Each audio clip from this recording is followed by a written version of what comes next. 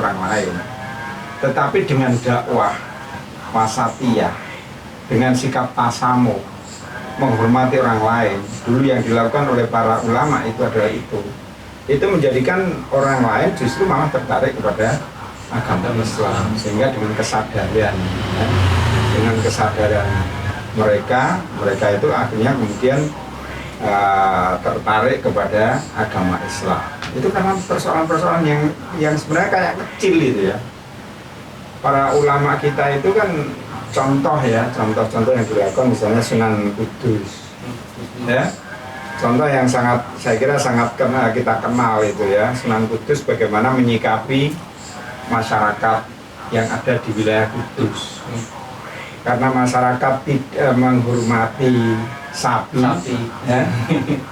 Kok bisa gitu, akhirnya masyarakat Kudus kemudian diminta untuk tidak nyembelih sapi. Tidak menyembelih sapi.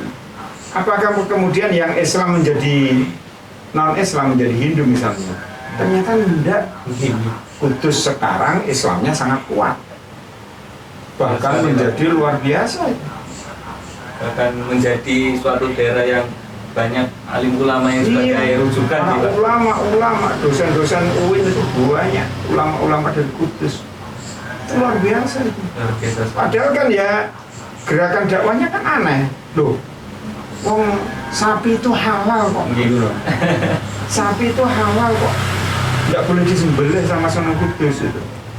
Itu hanya persoalan apa? Toleransi. Maka itu ternyata terbawa sampai sekarang. Orang-orang Muslim di Kudus itu sampai sekarang itu di sana kalau nyembelih ya, berbagai acara itu masih tetap nyembelih kerbau. Di satenya juga sate kerbau. Nah sekarang menjadi khas, malah ada nilai keunggulan di situ. Nilai keunggulan sate Kudus. Hampir kebanyakan orang-orang yang lewat Kudus itu akhirnya malah mampir mencari sate kerbau. Dulu maknanya dalam rangka untuk dakwah, tapi sekarang juga ada nilai ekonominya. Nah itu. Dan itu enggak, sampai sekarang pun orang Kudus itu tahu yang namanya sapi itu halal gitu ya. Tapi penghormatan itu terus kemudian mentradisi sampai sekarang. Saya kira tidak masalah itu. Kemudian belum lagi misalnya di Sunan Kudus itu membuat masjid dengan menara yang sangat khas seperti itu. Masjid kok dibuat seperti ya tembok-tembok atau gapura-gapura di masa Majapahit. Itu model bata yang ditata, itu model Majapahit. Nah kalau sebelumnya itu menggunakan batu hitam. Nah ini di Kudus itu menggunakan bata. Tatanan bata ternyata sekarang menjadi satu ikon wisata ziarah yang luar biasa bagi Kudus. Jadi hanya apa tadi? Kan persoalannya sikap toleransi. Bertoleransi kepada agama lain ternyata tidak membuat orang Kudus itu kemudian tidak menjadi muslim yang baik. Sampai sekarang ulama-ulama dari Kudus itu banyak muncul. Itu contoh. Ya contoh seperti itu tuh. Jadi itu menjadi luar biasa. Juga misalnya di Demak ya, masjidnya di Demak juga seperti itu. Itu kan juga mengakomodasi, arsitekturnya kan mengakomodasi arsitektur lama. Bahkan salah satu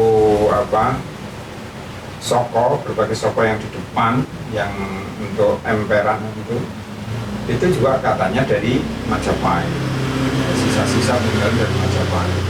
Nah artinya apa? Berbagai toleransi ini mampu memberikan nilai positif gitu, ya, tidak nilai negatif. Tadi, jadi orang itu niatannya seperti itu ternyata malah berbuah positif. Tidak ya sekarang kan ada orang yang pokoknya harus begini ya, tidak bisa pokoknya itu. Enggak kaku ya Pak ya? Jangan kaku kira-kira.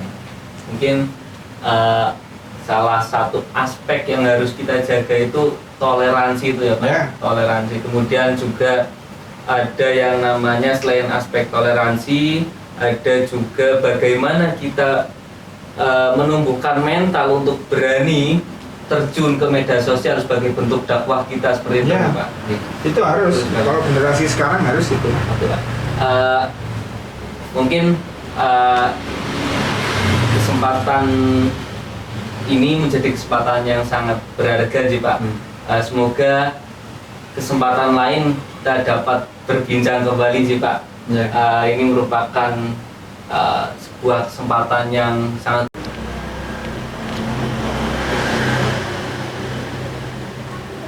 Assalamualaikum warahmatullahi wabarakatuh. Bismillah, alhamdulillah, wassalatu wassalamu ala rasulillah wa mawala amma ba'd.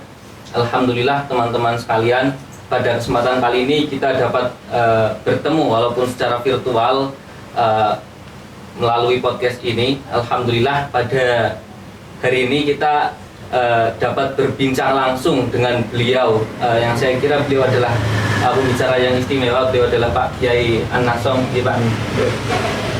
Assalamualaikum warahmatullahi wabarakatuh. Waalaikumsalam warahmatullahi wabarakatuh. Bagaimana kabarnya, Pak?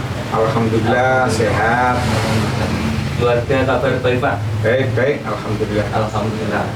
Kalau dengar kabar sehat itu di kondisi sekarang merupakan sesuatu yang sangat kita dengar itu senang, ya, Pak? Betul. Karena kondisi. betul sekali, Pak. Hal yang mahal di kondisi sekarang, nih, Pak. Ya. Alhamdulillah. Ya.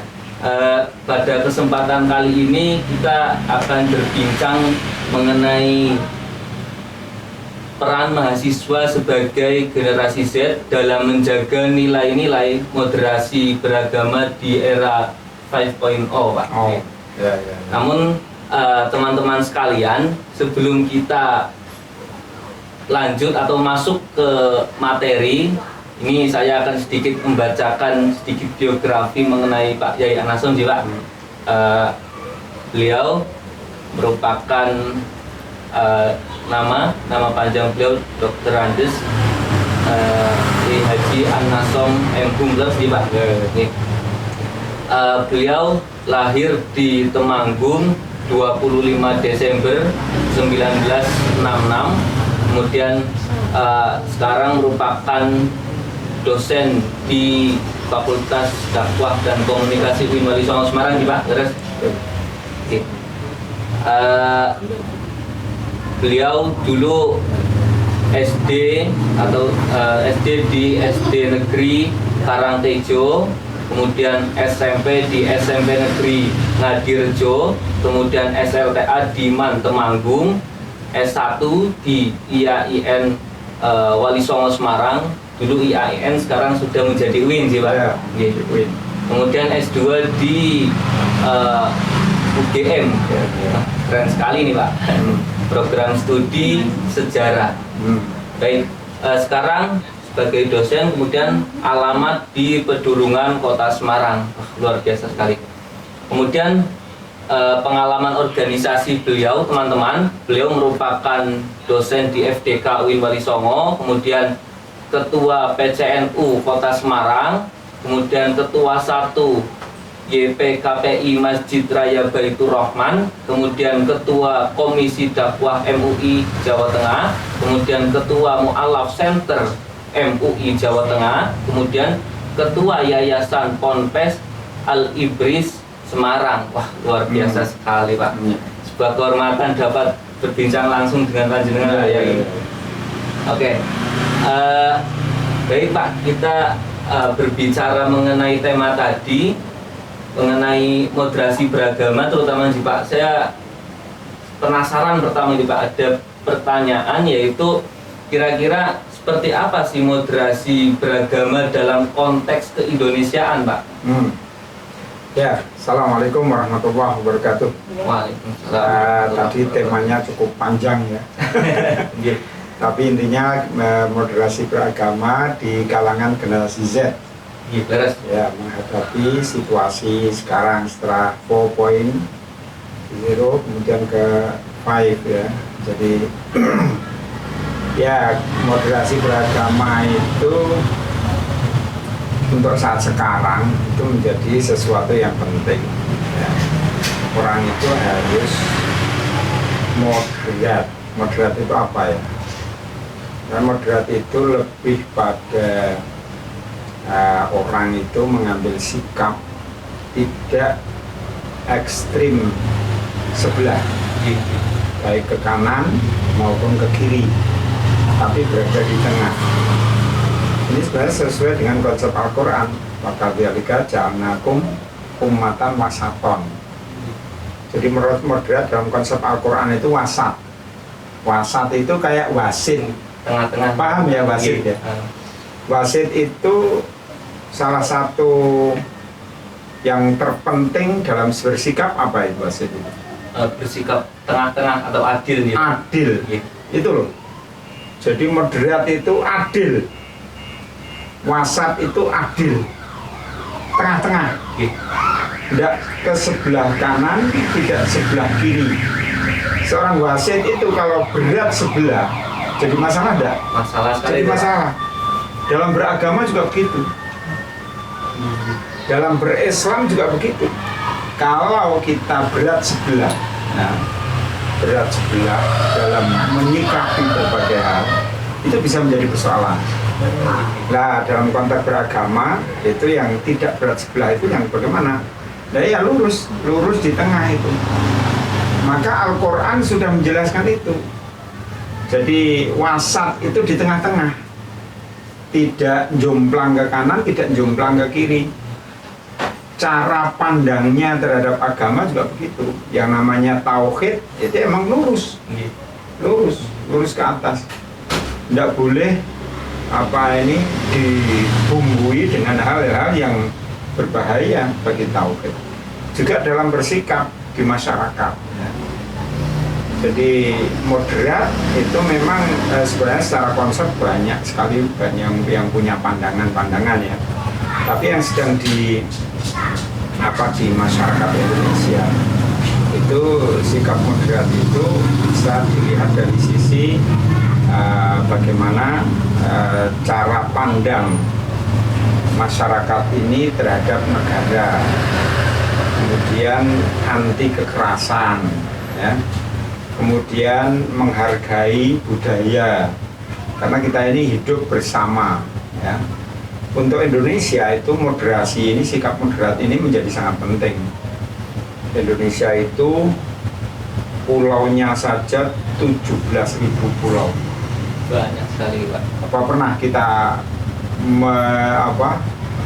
melewati atau datang atau mungkin atau enggak 17.000 pulau kita datangi? Tidak mungkin, Pak. Indonesia itu presiden aja tidak mungkin itu. Jadi yang 17.000 pulau dan sebagian besar pulau-pulau besar itu berpenghuni. Dan itu di sana semua terdapat masyarakat. Kebanyakan dari pulau-pulau itu terutama yang besar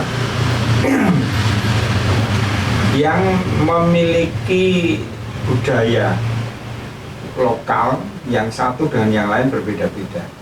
Jangankan di pulau-pulau yang di luar ya, di Jawa saja itu di bagian barat kan ada masyarakat Sunda, ada masyarakat beretnik di Jakarta itu apa namanya itu Betawi ya. Kemudian ada Arab, ada Cina, ada Jawa, itu Pulau Jawa saja itu, dan masih banyak yang hidup di sini. Presiden sering menyebut etnik di Indonesia itu ada 714 itu banyak sekali itu. Sebanyak-banyaknya etnik di berbagai belahan lain itu Indonesia masih lebih banyak, meskipun dibandingkan dengan di Arab Timur Tengah itu terbanyak di Indonesia. Jadi kita ini dari berbagai etnik itu disatukan.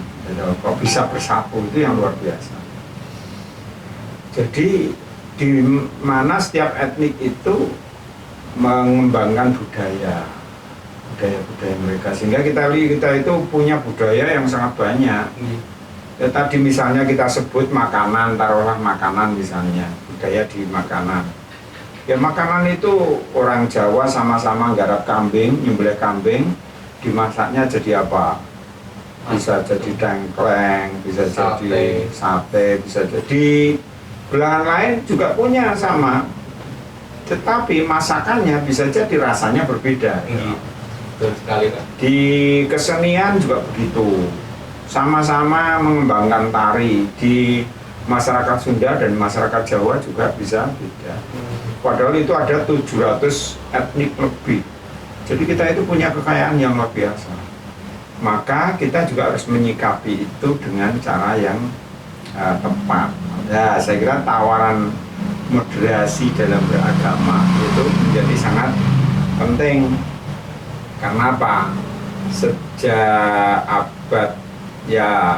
bisa abad ke-7 atau mungkin kalau di Jawa itu di kisaran abad 14-15 itu Islam kemudian menjadi pilihan agama di mayoritas masyarakat di Jawa, dan ternyata juga pengaruhnya ke seluruh Nusantara di Indonesia yang semula Hindu-Buddha. Nah, peralihan ini, pilihan ini itu menjadi sesuatu yang sangat luar biasa. Mengapa itu loh? Mengapa kok bisa itu loh? Bisa yang semula sudah seperti itu, mereka punya pilihan agama baru yang kemudian beralih kepada agama Islam. Tentu ini ada pola ya, ada pola strategi dakwah yang dilakukan oleh para ulama-ulama dulu yang memikat masyarakat, yang kemudian masyarakat menjadi tertarik beragama Islam. Masya Allah. Tadi kita berbicara mengenai konteks moderasi beragama di Indonesia sih Pak. Kemudian kalau kita sambungkan dengan mahasiswa, kira-kira itu peran apa atau seberapa penting mahasiswa dalam mengawal peran nilai-nilai moderasi di Indonesia tersebut Pak? Ya. Jadi pemahaman terhadap agama itu selalu harus kontekstual, sesuai dengan situasi, ya, sesuai dengan situasi yang berkembang. Meskipun di sisi prinsip tentu tidak berubah ya, di sisi prinsip-prinsip dasarnya. Nah, mahasiswa pun sampai sekarang itu masih punya kesempatan untuk bagaimana memahami agama secara kontekstual dalam konteks sekarang. Apalagi kalian di generasi Z ya, generasi Z ini punya beban yang mungkin sangat berbeda dengan zamannya Pak Nasom gitu ya. Tapi alhamdulillah saya masih menangi kiprah bagaimana generasi sekarang.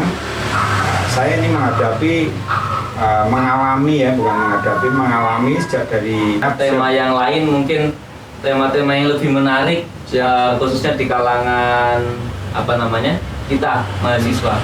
Nah, mungkin sebagai penutup ada pesan atau closing statement bagi panjenengan ya? Ya. Jadi generasi Z ya, generasi yang sekarang umur berapa ya? Umur antara 15 sampai 20 gitu. Itu generasi yang sekarang ini memiliki tanggung jawab juga ya untuk menjadikan medsos ini bermanfaat untuk kemanusiaan, untuk dakwah, untuk kebaikan ya.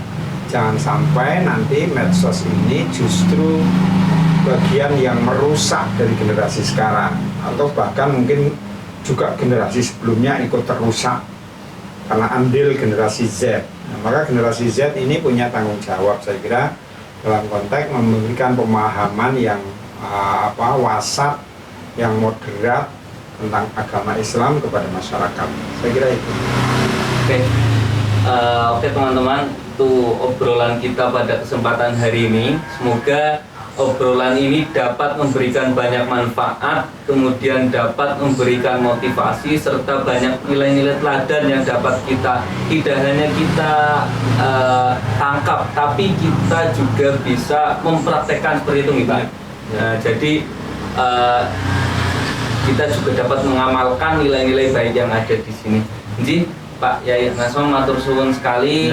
Terima kasih sudah berkenan meluangkan waktunya. Semoga Bapak Yai Nasom sekeluarga selalu diberi kesehatan selalu dan dilimpahkan rezeki yang barokah. Ya, amin, amin. Mungkin seperti itu teman-teman. Terima kasih. Semoga sehat selalu juga untuk teman-teman pemirsa sekalian. Sekian dari saya.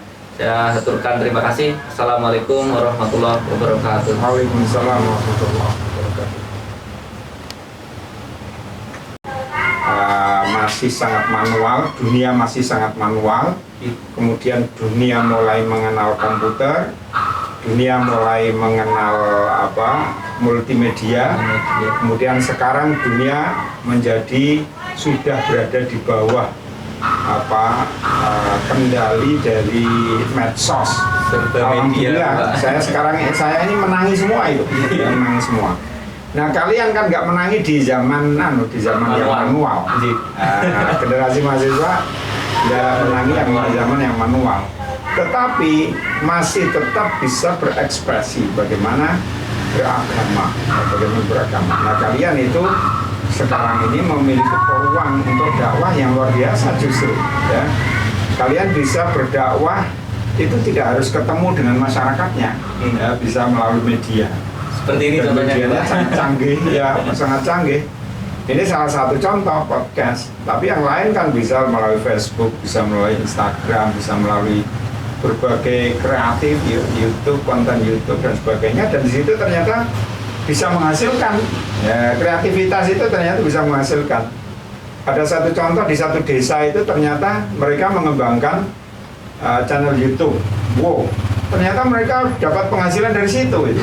Nah, itu kan luar biasa. Nah, itu kalau kemudian diisi ya konten-konten yang disampaikan melalui YouTube, channel YouTube, melalui Instagram dan sebagainya, itu adalah pesan-pesan agama. Maka itu adalah dakwah itu. Maka itu adalah pesan-pesan penting yang bisa kalian lakukan kondisi sekarang. Jangan sampai ya dunia IT, medsos itu justru merusak kita. Ini harus nih. Karena memang antara bisa merusak dan bisa menjadi nilai positif. Nah, tentu mahasiswa harus merebut bagaimana yang positif inilah yang harus menguasai media. Ya, karena itu pilihan itu pilihan. Jadi mahasiswa itu akan bisa mendapatkan berbagai hal itu dari IT, dari medsos dan sebagainya. Itu bisa mendapatkan kebaikan, tapi juga bisa mendapatkan hal-hal yang merusak. Maka generasi Z ini di sini harus punya tanggung jawab di situ dalam bermedsos. Ya di zaman pasca 4.0 ini kan sekarang kan yang namanya medsos itu menjadi satu kebutuhan. Betul sekali, Pak. Yang bahkan menjadi fasilitas dari semua. Sekarang ini semua keperluan maksudnya ya. Sekarang ini dunia anak-anak remaja di generasi Z itu kan sudah nggak pada melihat TV ya. TV-nya udah nganggur. Orang tua sekarang yang nonton TV. Ya, yang nonton TV paling orang-orang tua yang masih suka sinetron dan sebagainya. Anak-anak generasi Z ini semuanya sudah bukunya sudah di HP. Kemudian membuat apa saja sudah melalui HP. Kemudian berbagai keperluan ya untuk promosi untuk apa semuanya sudah melalui HP. Jadi HP menjadi bagian dari kebutuhan pokok sekarang itu. Sepertinya primer gitu ya. Ya. Sepertinya itu padahal sebenarnya bukan primer itu. Tetap saja bukan primer. Sehingga kita masih bisa melihat misalnya Gus Baha ternyata nggak pegang HP. Nah, itu kan artinya masih hanya generasi Z saja yang merasa bahwa ini kebutuhan pokok. Sebenarnya ini bukan kebutuhan pokok. Tetapi kalau kemudian terpaksa harus menjadi kebutuhan, kita harus yang menguasai. Jangan sampai kita yang dikuasai. Nah, yang dikuasai itu konteksnya adalah yang negatif. Jadi generasi Z karena mereka melek terhadap IT multimedia yang luar biasa, semuanya jadi satu itu harus terarah menuju kepada yang positif.